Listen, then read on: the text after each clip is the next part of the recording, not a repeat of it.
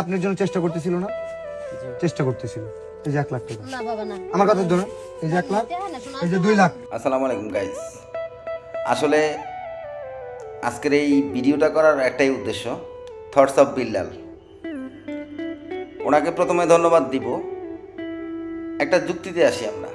বর্তমান যুগে কে কাকে 10 লক্ষ টাকা দিয়ে হেল্প করে?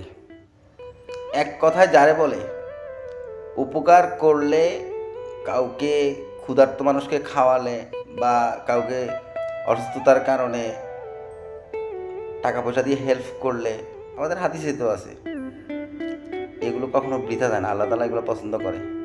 একটা লোক অসুস্থ, আমরা 10 জন মিলে সাহায্য করব, কিন্তু সে যে অসুস্থ তার ঠিকানা তাকে পাবো কোথায়?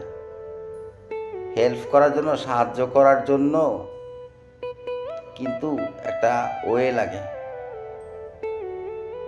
আপনি কিভাবে জানেন কোন দুনিয়ায়, কোন দেশে, কোন জেলায় কোন মানুষটা অসুস্থ, টাকার অভাবে চিকিৎসা করতে পারতেছে না? এটা জানতে হলেও কিন্তু একটা মানুষ প্রয়োজন।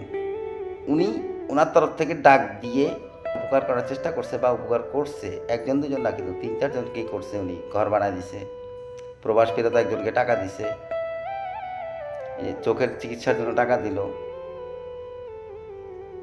এটা তো খারাপ না, ভালো, অনেক বড় একটা মহৎ কাজ, অনেক বড় মহৎ কাজ।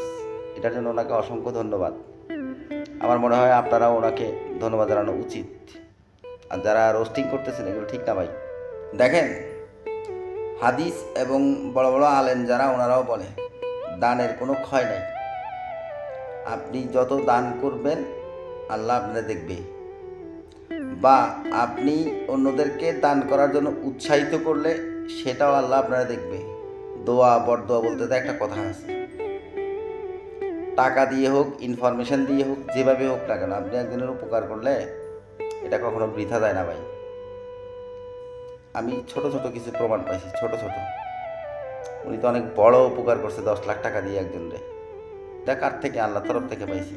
সবাই ভালো থাকবেন। আসসালামু আলাইকুম।